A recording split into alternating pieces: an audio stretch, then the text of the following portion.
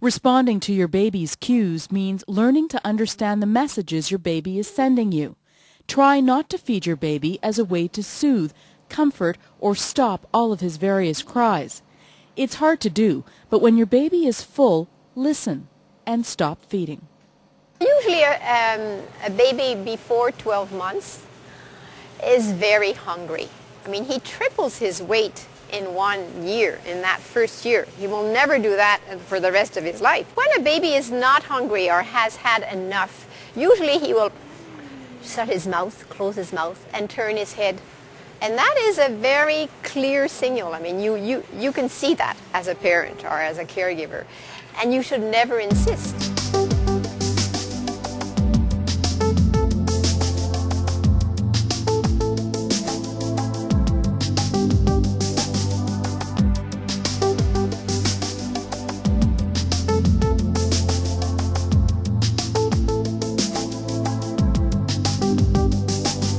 You want milk products, you want cereal products, fruit and vegetable, and other protein-rich food. And so you stick to a variety at every meal, and you stick to real meals, 3 real meals.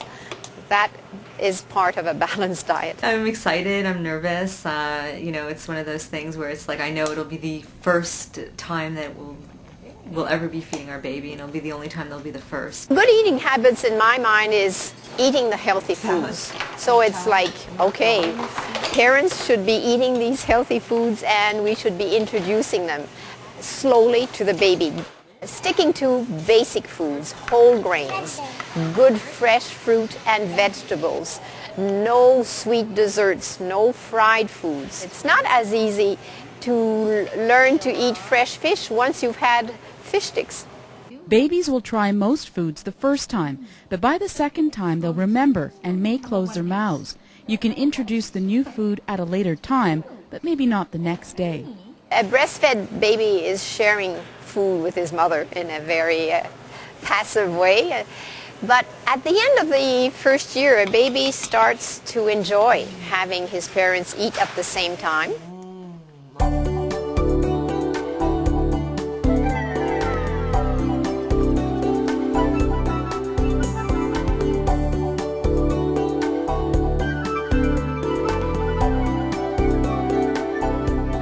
Breastfed babies should not be introduced to solid foods until 6 months of age.